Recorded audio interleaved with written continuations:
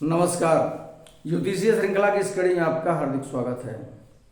उद्यम तथा द्रव्योपार्जन इस विषय के अध्ययन के क्रम में आइए अब हम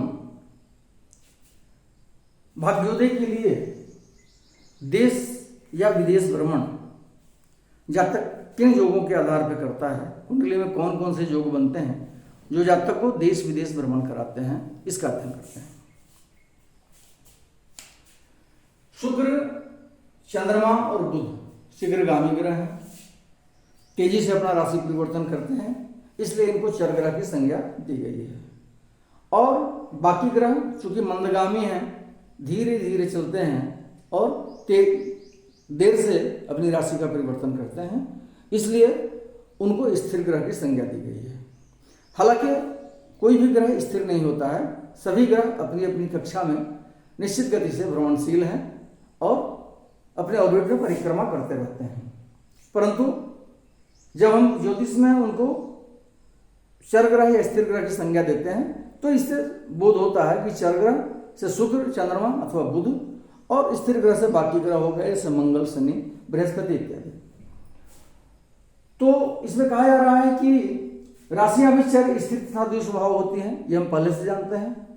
जैसे मेष राशि, कर्क राशि, तुला राशि और मकर राशि चर राशियां होती हैं। वृष हो गए, सिंह, वृश्चिक और कुंभ ये स्थिर राशियां होती हैं, तथा मिथुन, कन्या और धनु और मीन ये द्विस्वभाव राशियां होती हैं। इसके बारे में हम पहले से जानते हैं। तो चर ग्रह, स्थिर ग्रह और चर, स्थिर, द्विस्वभाव राशियां। अब इनके योग से कहा जा रहा है कि यदि जातक का लग्न चर राशि का हो, चर राशि का लग्न हो जातक का, लग्नेश चर राशि में ही स्थित हो और चर ग्रह के द्वारा ही देखा जा रहा हो, चर ग्रह, लग्न चर ग्रह का हो, लग्नेश भी इन्हीं चर ग्रह हो, चर ग्रह में, चर ग्रह की राशि में बैठा हो, चर राशि में, और चर ग्रह ही देख रहा हो, तो इस स्थिति में जातक प्रायः विदेश में भाग्यवान होता है। इसी प्रकार यदि लग्न स्थिर राशि का हो और लग्नेश भी स्थिर राशि में स्थित हो तथा स्थिर ग्रह के द्वारा वो देखा जा रहा हो तो जातक प्रायः अपने देश में भाग्योदय करता है। और ऐसा भी देखने में आता है कि एकादशेश जिस राशि में हो अथवा एकादश राशि की जो दिशा हो उसी दिशा में प्रायः जातक की भाग्योन्नति होती है। आय भाव का स्वामी जिस राशि में बैठा हो उस राशि की जो दिशा होती है, या एकादश भाव में जो राशि बैठी है उस राशि की जो दिशा है, इन्हीं दो दिशाओं में प्रायः जातक की भाग्योन्नति संभव होती है, ऐसा देखने में आता है। राशियों की दिशा के बारे में हम पहले से जानते हैं। अगला सूत्र है द्वादशेश पापयुक्त होने से और व्यय स्थान में पापग्रह का योग अथवा दृष्टि रहने से जातक देशाटन करता है। द्वादश भाव, 12वां भाव जो है वो विदेश यात्रा का कारक भाव होता है, ये हम जानते हैं।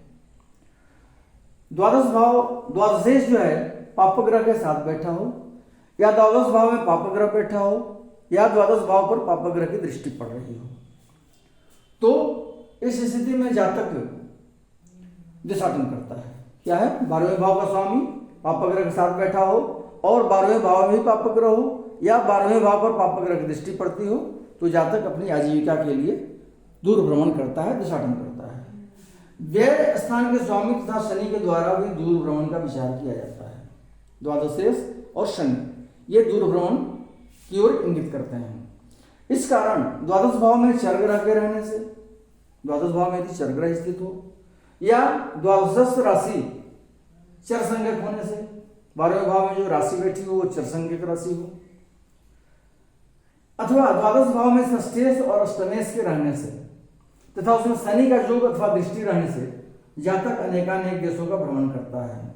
या द्वादश भाव में षष्ठेश और अष्टमेश बैठे हों और उन पर शनि की दृष्टि पड़ रही हो या शनि उनके साथ बैठा हो, तो इस स्थिति में जातक अनेकानेक देशों का भ्रमण करता है अपनी आजीविका के संदर्भ में। तीसरा है लग्नेश जिस स्थान में हो उस स्थान से द्वादश स्थान का अधिपति लग्नेश का शत्रु हो, नीचस्थ हो या दुर्बल हो तो जातक विदेश यात्रा करता है। लग्नेश जहां भी बैठा हो उससे द्वादश भाव का स्वामी लग्नेश का शत्रु हो।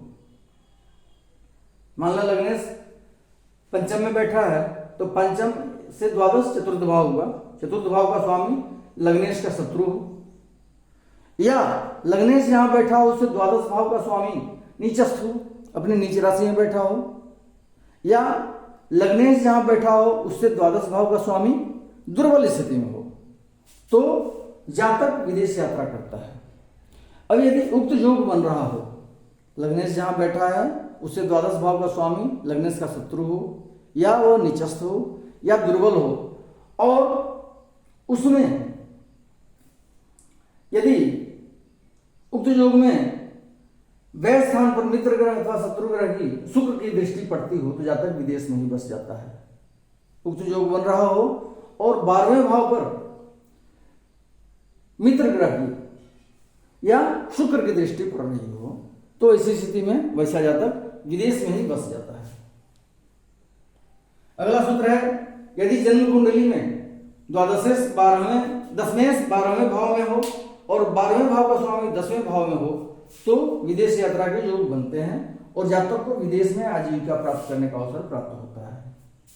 10वें भाव का स्वामी 12वें भाव में हो और 12वें भाव का स्वामी 10वें स्थान में हो, अर्थात दशमेश और द्वादशेश स्थान परिवर्तन आपस में करते हो तो ऐसी स्थिति में जातक का विदेश यात्रा का योग बनता है और जातक को विदेश में आजीविका प्राप्त करने का अवसर मिलता है। अब ये भाग्योदय से संबंधित जो देश विदेश भ्रमण के योग हैं, अगले वीडियो में हम इनके कुछ और योगों का अध्ययन करेंगे। नमस्कार।